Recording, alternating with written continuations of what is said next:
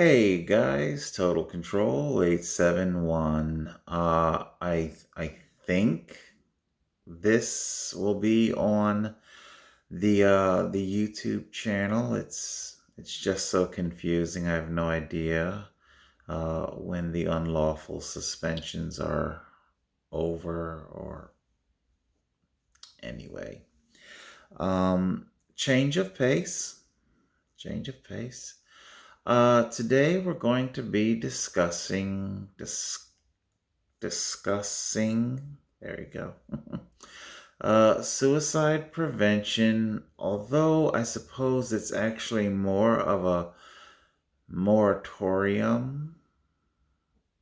You know, I I had a very bad bout I'm currently having a very bad bout of insomnia.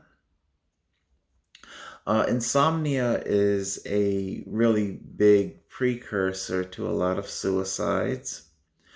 Um, I live with suicidal depression every single day. It's not a matter of if I will feel the need to end my life. Um, it's just a matter of to what degree. Uh, You'll have to forgive me. Like I said, it's been it's been about maybe, I don't know, 30 something hours since I've had any sleep, and I am a little out of it. um However, the point of today's video is to encourage you to, at the very least, do not take rash actions while you are in this state of sleep deprivation. That's the point that I'm trying to make today. I don't know your particular situation. I don't know the nature of your problem, if it has a solution or doesn't have a solution, or the solution is beyond your grasp. Maybe you need help with the solution. And then there's also the category of the solution is in the future. You know, a prime example of that would be the Crown Act. That's something that enables minorities to not have Caucasians dictate to them what their hair should be to gain employment. I was in dire need of that, whew, almost 20 years ago, and I lost a lot of employment uh, because, because I was discriminated in that fashion. Um, Today, let's see, I think maybe I will talk a little bit about today's feelings of suicidal depression. One of the things that I like to do is I like to inventory the emotions to rule out any form of mental illness. Now, I understand that a lot of people are like, well, if you feel suicidal, you are mentally ill. I'm sorry, I beg to differ with that. It is not mental illness in my case. It is psychological trauma. Now,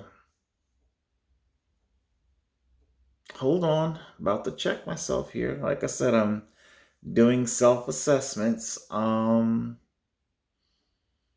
Maybe there is a mental illness component, small component with, excuse me, secondary sleep deprivation would indeed, I don't know, would that, I don't really know if that would classify as mental illness. The insomnia comes from trauma. And, so, the whole syndrome, um, So the insomnia that I've been struggling with, of course, there's no shortage of shrinks that will definitely shove all kinds of pills down your throat. And it is my personal belief that when you medicate those issues to go to sleep, or whatever it may be, to calm down, to focus, to go to sleep, to um, whenever you're using pharmaceuticals to do what the brain should be able to do on its own without addressing the underlying condition, the trauma in my case, um, then it is my belief that those pharmaceuticals are doing more harm than good. I believe in maybe triage medications if somebody is stark raving mad. Your naked streakers who are self-mutilating. Yeah, I think we need some triage medication there.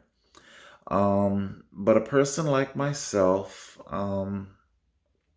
who feels uh, daily daily despair, no reason to go on in life, um,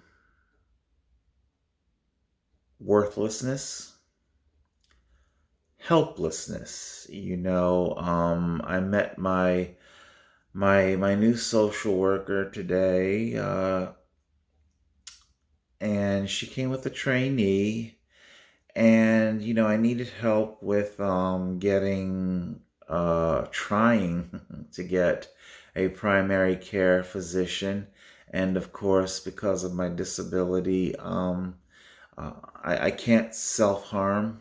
I know this is more irony. Hey, like I say, you get your laughs when you can.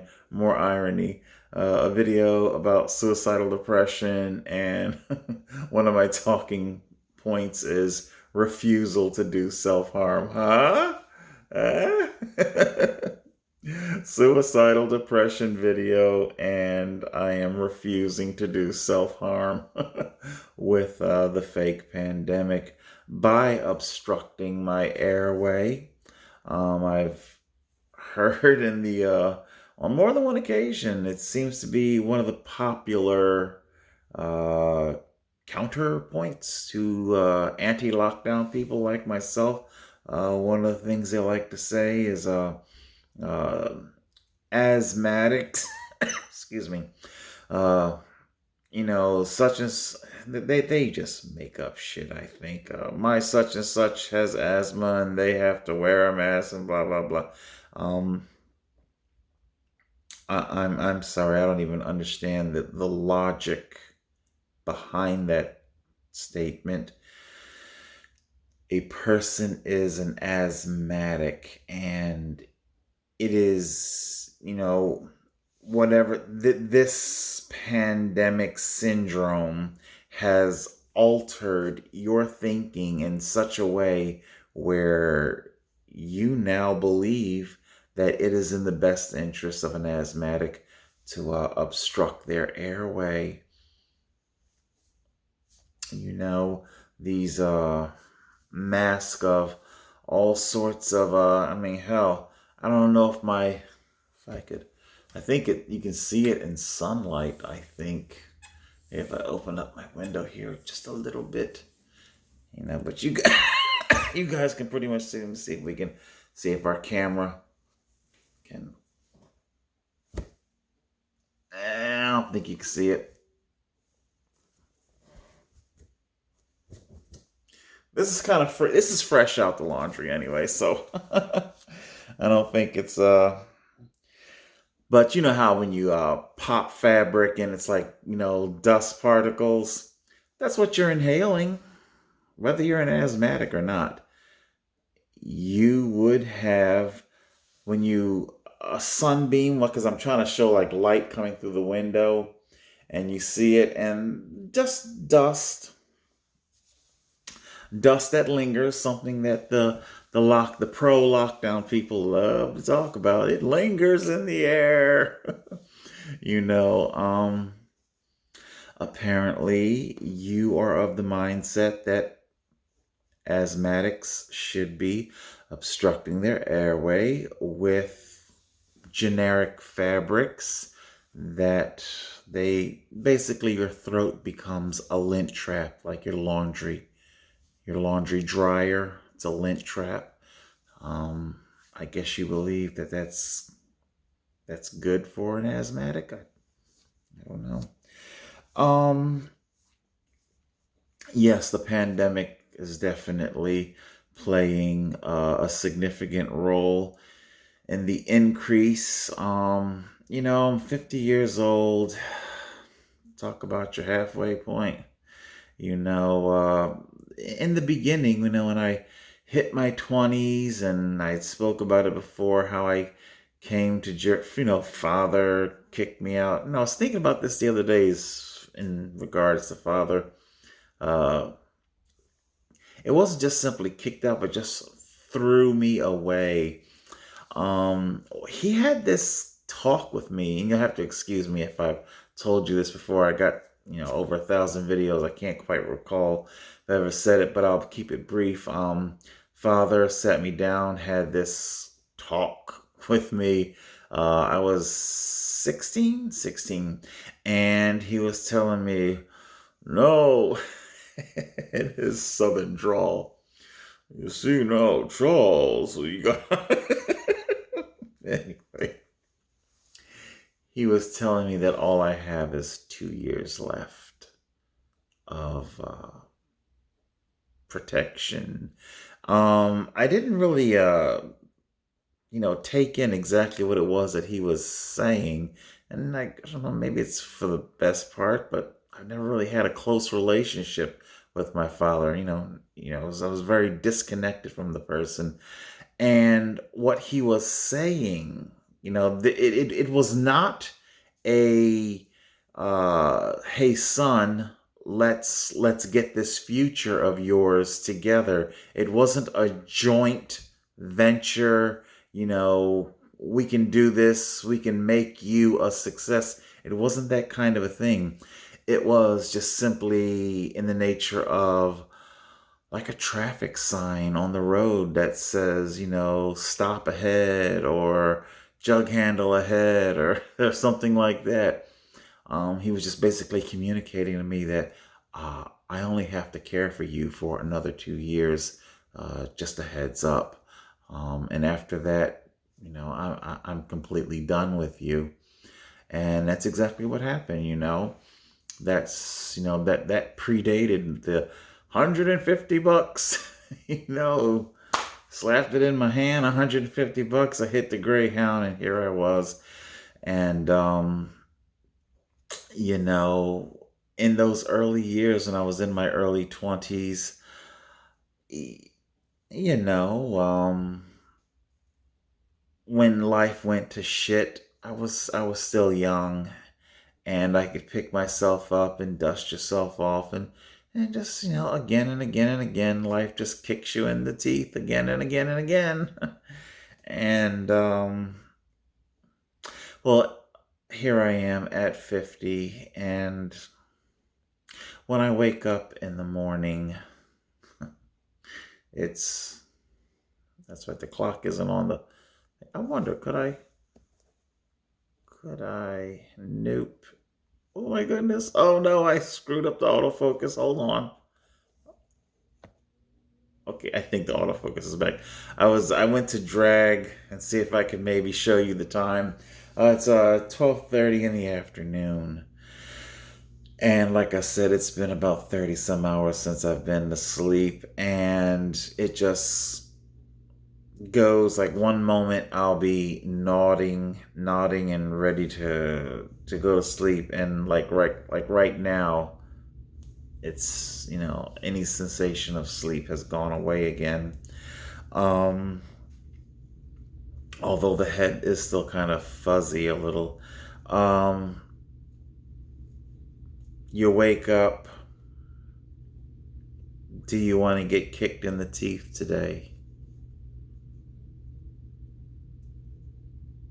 That's what I wake up with every day. Do you want another day of getting kicked in the teeth, kicked in the gut? You know, my social worker tried to get me a primary care physician today because I really need to get to see a whole host of doctors, and I can't get medical care because of my disabilities. We've all seen what happens. They call the police on me, and the deep state fake pandemic has made it okay to discriminate against disabled people. And I am then left with the only option of, I guess, staging another protest and once again not going anywhere. And, honestly,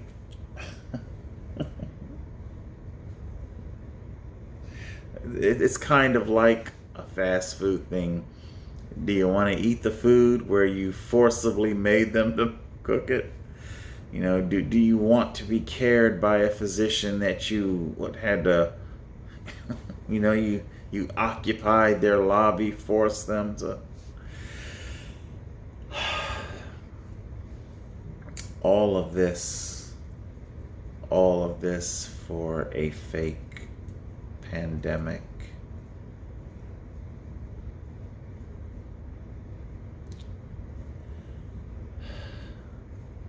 Something that I'm very tired of fighting against and have absolutely no intention of capitulating to, which does kind of bring me to the topic of the video. It does put my back against the wall, and I do indeed begin considering the merits of suicide, of ending my own life, so that I don't have to deal with it anymore.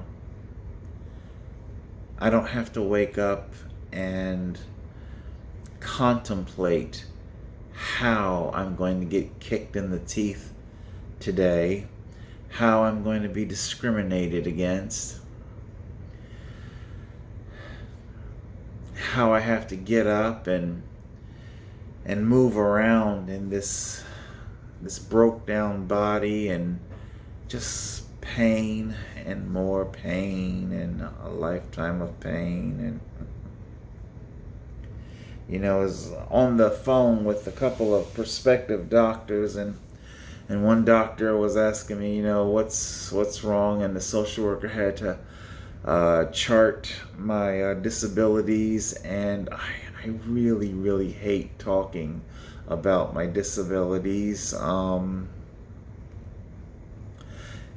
I always come away feeling like I am, like, well, number one, nobody believes you, and complaining, and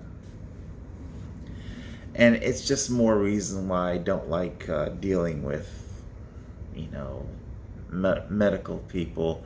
I really do try and avoid them at all cost. Dealing with doctors it's difficult. A lot of them have their mind, their skill set has become rather static. They become very accustomed to treating the same type of illnesses that are in their area, which, quite frankly, could be a whole thing. How come so many people in this area have the same problems? But just every day you wake up, there's pain. What it's not if there's pain, what level of pain is it going to be today? And so it makes you feel bad that you needed help with trying to get a doctor. And I don't even know if she's a new social worker. I have no idea if she likes me, hates me, whatever. Who the hell knows? And yeah, so when I feel, the when I really start thinking about different ways on how to kill myself quickly, and then of course immediately my sister comes to mind. And without it sounding fucked up, but it's like, I wish I was an only child. No, no slight to my sister. I love her, but it's because I do love her that I don't want to. I can't even discuss the topic of suicide with her. Her mind is so fragile, so fragile. Um, but anyway, so getting back to our point here, um, I have a standing policy to never take action on suicide when, well, number one, I have a thing, I used to talk about it on the channel, sober suicide. You never want to take any kind of, suicide is extremely irreversible. You only can do it once. Come stone sober, make sure you're stone sober, thoroughly thought through. Did you take a very real prospect of, like one of meaning assessing, is it solvable? Is there a solution to your problem? For the love of God, you really got to exhaust every last single option. Even though I'm anti-lockdown, anti-vaccine, I'm waiting to see, God, it's like overwhelmed with anxiety, fear, depression, thinking about the coming months as people are tricked into accepting this harmful vaccine. And it's like I'm just waiting, how many have to take it. But then again, they've already answered the question that there's never going to be, they're never going to let you out from behind the mask. I guess that's what I'm trying to say. Okay. Some doctors, some TV doctors have already said handshakes are going away and they're never coming back. Social distancing and the self-harm mask are here to stay. Self-harming is here to stay. Self-harm vaccines, self-harm mask are here to stay.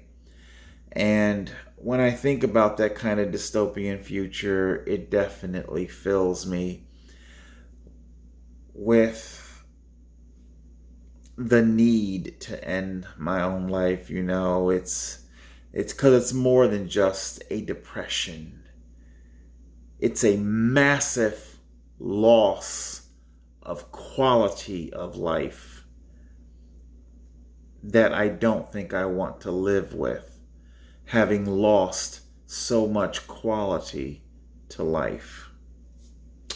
So, all right, I guess I'll wrap up because this is pure camera, no screen recorder, and it takes up a lot of gigs. I'll be all day trying to upload this. All right, so yes, I guess kind of like abortion. I'm neither pro nor anti-suicide. I can't tell you what to do. I can only talk to you about me and how I feel and how I cope with those emotions. Unfortunately, one of my coping mechanism is being taken away from me, the YouTube platform. There's not much I can do about it. I've got my bit shoot, so this will be definitely going up on the bit.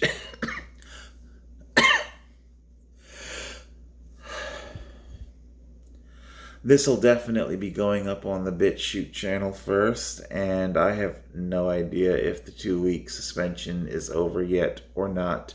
And I have no idea if this video will get the channel deleted, suspended, or whatever. I really don't know, and I really can't stress over that. All I can do is come to you in a very earnest, sincere way of how I cope with this kind of depression, this trauma. It is a trauma that is inflicted on me by a very cruel and unjust society that no longer has a place for the disabled. You know, in a bizarre kind of way, it's their mantra, their banner slogan, think of others, you know. Just like how I felt so bad that my social worker had to help me, I am sorry if I were one of those people with an immune issue. I would not want the entire world under glass, locked away under glass. But, you know, then again, I could just, from there, I could springboard off into all the plot holes and stuff like that. And frankly, I'm a little tired of talking, rehashing the plot holes. Either you'll see it or you won't. You know, it says 17 million infected. You know, it's got that the previous episode I just uploaded.